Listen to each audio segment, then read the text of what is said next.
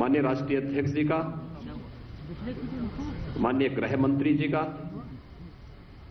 माननीय रक्षा मंत्री जी का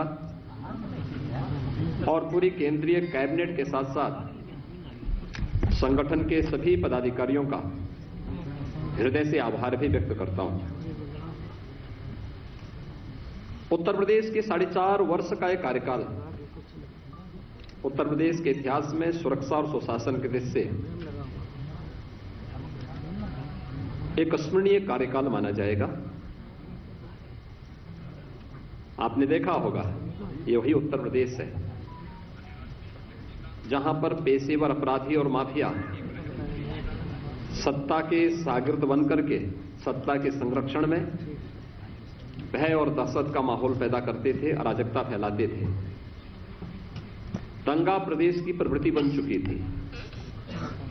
आपने 2012 से 2017 के बीच के इस कालखंड को भी देखा होगा, क्योंकि ज्यादा पुरानी बात मैं नहीं, केवल इससे ठीक पहले का जो कार्यकाल था उसमें देखा होगा कि हर तीसरे चौथे दिन एवरेज एक बड़ा दंगा उत्तर प्रदेश में हुआ है। लेकिन पिछले 4.5 वर्ष के अंदर उत्तर प्रदेश में कोई दंगा नहीं हुआ। अपराधी और माफिया किसी भी जाति, किसी भी मत, किसी भी मजहब, किसी भी क्षेत्र का रहा हो, पूरी सख्ती के साथ कानून के दायरे में से ला करके उसके खिलाफ पूरी सख्ती के साथ कार्रवाई भी की गई।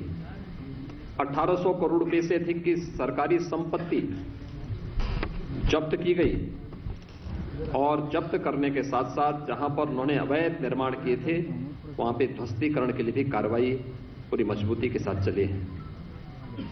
लखनऊ में आप सभी पत्रकार मित्रगण जानते होंगे कि कभी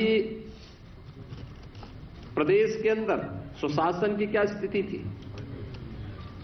मुख्यमंत्री बनते थे, अपने स्वयं के आवास बनाने के लिए उनमें होड़ लगती थी, सरकारी बंगले गिराए जाते थे। स्वयं के मकान बनाने के लिए और अपने लिए हवेली, बड़ी बड़ी हवेली बनाने के लिए उनमें एक प्रतिस्पर्धा चलती थी। लेकिन ये 4.5 वर्ष प्रदेश के अंदर सुशासन को समर्पित थे, लोक कल्याण संकल्प पत्र के अनुसार सुशासन को समर्पित थे। और हम लोगों ने अपने आवास नहीं, बल्कि हम लोगों ने प्रदेश के 42 लाख गरीबों के आवास बनाए हैं। 42 लाख गरीबों को एक आवास उत्तर प्रदेश के अंदर उपलब्ध करवाया गया। यही तो सुशासन है, जहां पर गांव के लिए, गरीब के लिए, किसान के लिए, नौजवान के लिए, महिलाओं के लिए शासन की योजनाओं का लाभ देना, उनके मन में शासन प्रशासन के प्रति विश्वास जागृत करना और उन्हें शासन की योजनाओं के साथ जोड़ करके प्रदेश को सर्वांगीण विकास के पथ पर अग्रसर करने की दिशा में आगे बढ़ा देना। और यही तो एक पहचान इस नए उत्तर प्रदेश की है, नए भारत की, इस नए उत्तर प्रदेश की है। आपने उत्तर प्रदेश का दृश्य भी देखा होगा कि कोई आपदा आती थी, महीनों महीनों, वर्षों वर्षों लग जाते थे, इस योजनाओं का लाभ उन गरीबों को नहीं मिल पाता था। आज आप देखते होंगे, अगर कहीं पर कोई आपदा आती है, सरकार बचाव का पूरा उपाय करती है, पूरा प्रयास करती है, फिर भी जनधन की हानि होती है तो पीड़ित परिवारों को समय से इसका कंपनसेशन मिल सके 24 घंटे के अंदर उन्हें देने का प्रयास करती है। सरकार की संवेदना हर एक स्तर पर देखने को मिलती है। डीबीटी के माध्यम से पिछले 4.5 वर्ष के अंदर हमारी सरकार ने 5 लाख करोड़ रुपए से अधिक की धनराशि प्रदेश के नौजवानों के पास, प्रदेश के गरीबों के पास, प्रदेश के महिलाओं के पास, प्रदेश के किसानों के पास देने का कार्य किया। प्रदेश के अंदर पारदर्शी भर्ती की प्रक्रिया को आगे बढ़ाया। 4.5 लाख नौजवानों को प्रदेश के अंदर सरकारी नौकरी दी गई। किसी भी नौकरी में किसी प्रकार का कोई भेदभाव नहीं, चेहरा देख करके नहीं, प्रदेश के अंदर योग्यता के आधार पर रिजर्वेशन के नियमों का पालन करते हुए प्रदेश के हर नौजवान को उसका हक देने का कार्य प्रदेश के अंदर किया गया था। ये सभी नियुक्तियां वर्षों से लंबित थी। वर्षों से लंबित थी, क्योंकि पारदर्शिता का अभाव था, ईमानदारी का अभाव पिछली सरकारों में था, और उन कार्यक्रमों को सफलतापूर्वक हमारी सरकार ने आगे बढ़ाया था। नहीं तो भर्ती निकलती थी और परिवार के अलग अलग सदस्य, पूरा खानदान वसूली के लिए प्रदेश में निकल पड़ता था। 4.5 वर्ष के अंदर आपने देखा होगा, एक भी भर्ती में कहीं कोई दलाली नहीं, कहीं किसी प्रकार का कोई लेन देन नहीं, पूरी ईमानदारी, पूरी पारदर्शिता के साथ जब कार्यक्रम हुआ तो माननीय न्यायालय को भी किसी भी भर्ती में स्थगन आदेश नहीं देना पड़ा और पूरी पारदर्शिता के साथ 4.5 लाख नौजवानों को नौकरी दी गई। सुरक्षा का बेहतर वातावरण बना तो प्रदेश के अंदर निवेश भी बड़ी पैमाने पर आया। 2018 का आप लोगों ने प्रदेश का पहला इन्वेस्टर समिट देखा होगा। देश का हर उद्योगपति आया था और आज प्रदेश के अंदर पारदर्शी कार्यपद्धति, त्वरित निर्णय लेने की क्षमता का परिणाम है कि देश और दुनिया का हर उद्योगपति प्रदेश के अंदर निवेश करने के लिए उत्सुक है। ईज ऑफ डूइंग बिजनेस यानी व्यवसाय की सुगमता में उत्तर प्रदेश ने एक लंबी छलांग मारी है। जिस उत्तर प्रदेश में 2015-16 में ईज ऑफ डूइंग बिजनेस में 14वें स्थान पर था, वही उत्तर प्रदेश आज यानी 14वें स्थान का मतलब अगर देश और दुनिया का कोई निवेशक निवेश करने का इच्छुक होगा तो देखता था कि क्या स्थिति है राज्यों की और फिर अपने अनुकूल वह ईज ऑफ डूइंग बिजनेस में जिन राज्यों की अच्छी रैंकिंग होती थी वहां पर वह निवेश के लिए जाता था। उत्तर प्रदेश 14वें स्थान पर था, यानी हमारी कहीं गिनती नहीं थी। और आज मुझे बताते हुए प्रसन्नता है, Uttar Pradesh ease of doing business में देश के अंदर नंबर 2 स्थान पर है। 3 लाख करोड़ रुपए से अधिक का निवेश उत्तर प्रदेश में हम लोगों ने कराया। और कोरोना कालखंड में तो आपने देखा होगा, देश की पहली डिस्प्ले यूनिट उत्तर प्रदेश में स्थापित हुई और वह निवेश भी हमारे यहां कहां से आया था? चीन से आया था। चीन से निवेश भारत में और भारत में उत्तर प्रदेश में हो, यह उत्तर प्रदेश के लिए एक उपलब्धि थी। और इस प्रकार के तमाम निवेश उत्तर प्रदेश में हुए। निवेश केवल हमारे लिए निवेश तक सीमित नहीं था, हमारे नौजवानों के लिए नौकरी और रोजगार का भी माध्यम था। और उसका परिणाम बड़े पैमाने पर 1,61,00,000 से अधिक नौजवानों को प्रदेश के अंदर ही नौकरी और रोजगार की संभावनाएं इस निवेश के, इस भारी भरकम निवेश के माध्यम से प्रदेश के अंदर उपलब्ध होते हुए दिखाई दे।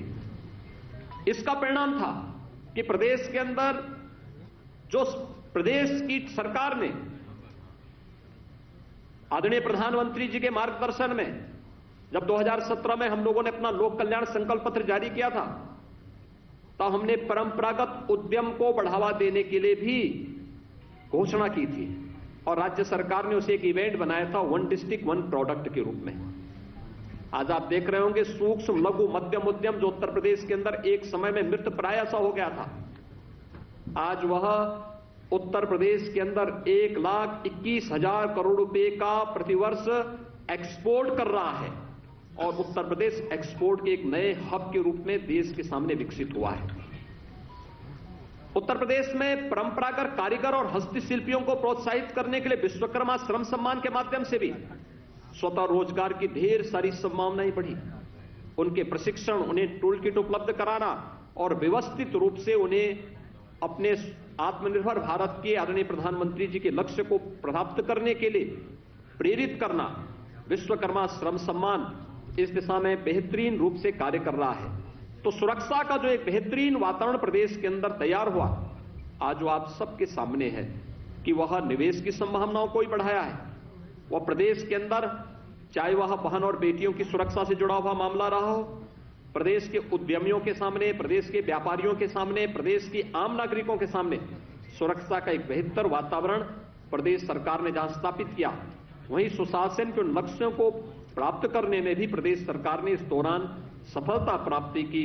खासतौर पर नौजवानों के लिए नौकरी का मुद्दा हो या फिर प्रशासन में ट्रांसफर और पोस्टिंग का मामला है। 2017 के पहले ट्रांसफर और पोस्टिंग एक उद्योग हो चुका था, इसकी भी बोली लगती थी।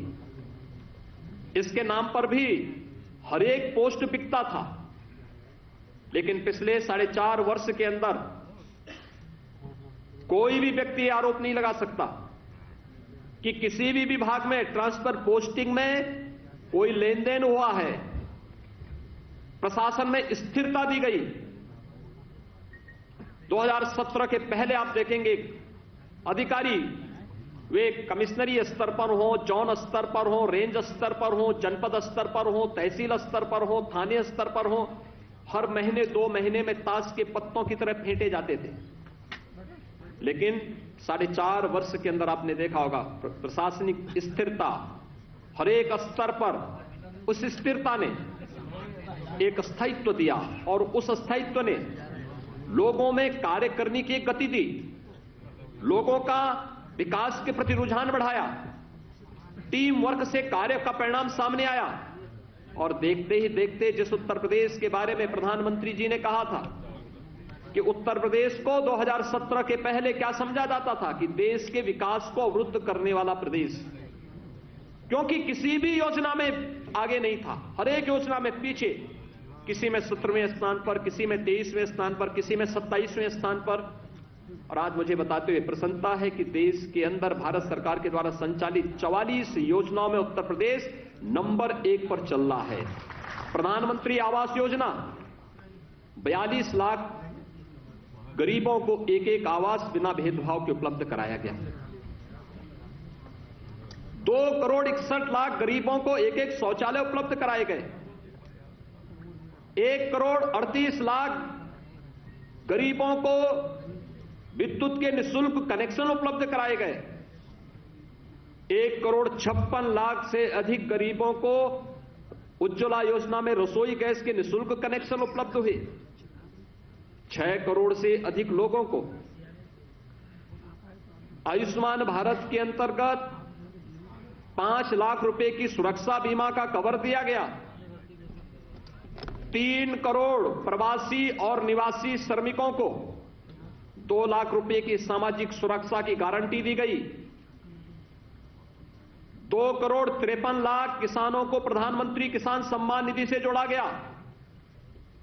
15 करोड़ प्रदेश के नागरिकों को कोरोना के पहले और दूसरे वेव में, पहले वेव में 8 महीने अप्रैल 2020 से लेकर के नवंबर 2020 तक और दूसरे चरण में, दूसरे वेव में मई 2021 से और ये निरंतर नवंबर 2021 तक मिलेगा। 15 करोड़ लोगों को निःशुल्क राशन की सुविधा का लाभ प्रदेश की सरकार, भारत सरकार के सहयोग से उपलब्ध करवाने का कार्य की है या कर रही है।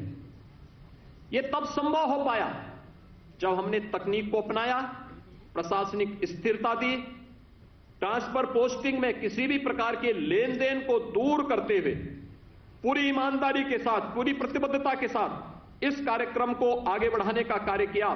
आज उसका परिणाम है कि हर एक क्षेत्र में उत्तर प्रदेश आगे बढ़ता हुआ दिखाई दे रहा है।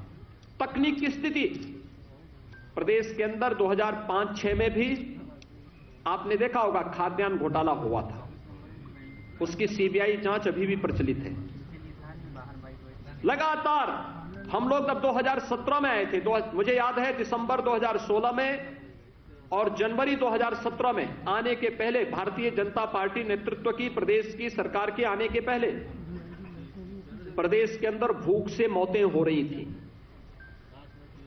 मुझे दिसंबर 2016 में और जनवरी 2017 में ऐसे कुछ क्षेत्रों में जाने का अवसर उस समय प्राप्त हुआ था, क्योंकि वहां पर भूख से मौतें हो रही थी। और जब मैंने उन क्षेत्रों का भ्रमण किया था तो मुझे ये देखकर आश्चर्य हो रहा था कि उन गरीबों के पास राशन कार्ड नहीं थे।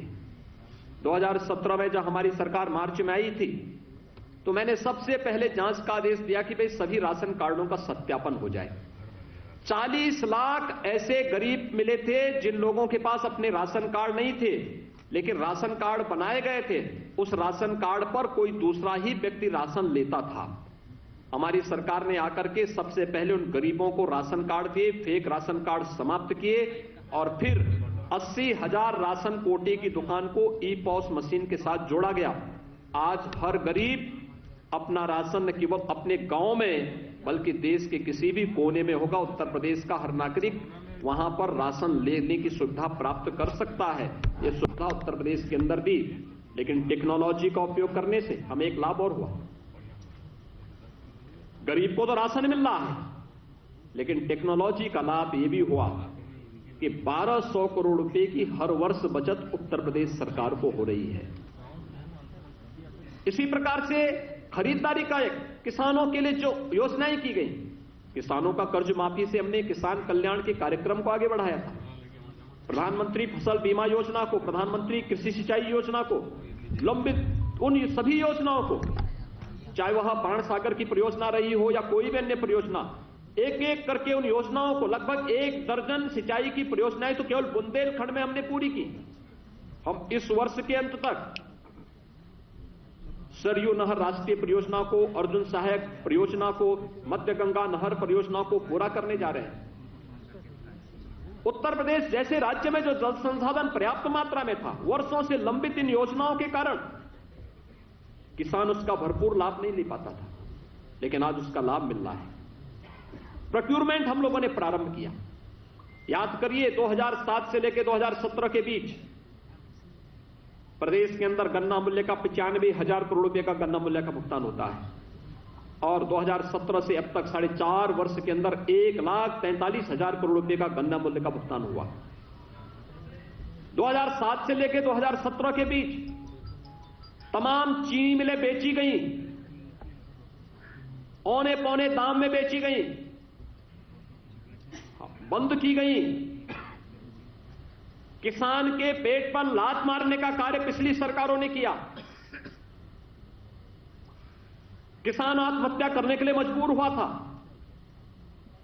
हमारी सरकार ने बंद चीनी मिलों को चलाने का काम किया, नई चीनी मिलें लगवाने का कार्य किया, गन्ना किसानों को समय पे गन्ना मूल्य का भुगतान हो इसके लिए कार्य किया, और हमारी सरकार ने यह भी सुनिश्चित किया कि कोरोना कालखंड में जब देश के तमाम राज्यों की आधी चीनी मिलें बंद हो गई थीं, कोरोना का सफलतापूर्वक मुकाबला करते हुए भी सभी चीनी मिलों को चलाने का कार्य किया गया।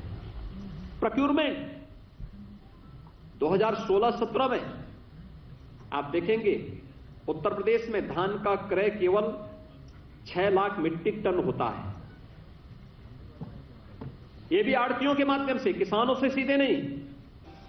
इसका मतलब किसान को एमएसपी का सीधा लाभ नहीं मिला।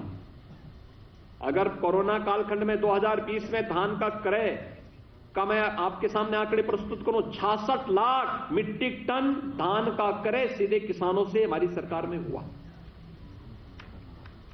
गेहूं का क्रय किसानों से 2016-17 के आंकड़े अगर आप देखेंगे, और 2020-21-22 का आप देखेंगे, हम कोरोना कालखंड में किसान से प्रोक्यूर कर रहे हैं 56 लाख मीट्रिक टन। पिछली सरकार के समय यह 6 लाख मीट्रिक टन भी नहीं हो पाया था। पिछली सरकारें आड़तियों के माध्यम से क्रय करती थी, हमारी सरकार किसानों से सीधे क्रय करती है और डीबीटी के माध्यम से किसान के खाते में ही पैसा देती है। यानी किसान के कल्याण का मामला हो, युवाओं के कल्याण का मामला हो, प्रदेश के प्रत्येक तबके के हितों के लिए कार्य किए जाने का मामला हो, सुशासन के उस लक्ष्य को प्राप्त करने के लिए सरकार ने वे हर संभव कदम उठाए हैं जो प्रदेश की आवश्यकता बन चुकी थी और प्रदेश को आगे बढ़ाने के लिए अत्यंत महत्वपूर्ण थी। उन्हीं सब योजनाओं को आगे बढ़ाने के लिए प्रदेश ने अपने यहां वे तमाम योजनाएं प्रारंभ की जो प्रदेश की पहचान बन सकती थी। आज आप देख रहे होंगे उत्तर प्रदेश पर्यटन और हर प्रकार के पर्यटन को आगे बढ़ाने का भी एक महत्वपूर्ण केंद्र बिंदु बन चुका है।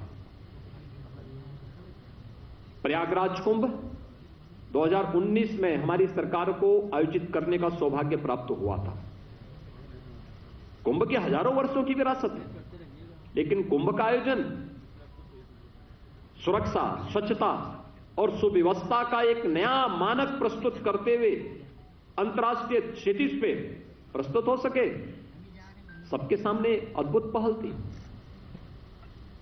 उत्तर प्रदेश में पहली बार प्रवासी भारतीय दिवस का आयोजन हो, काशी की धरती पर किसी भी यानी राष्ट्रीय राजधानी के साथ साथ प्रदेश की राजधानी के बाहर इस प्रकार का आयोजन एक अद्भुत घटना थी।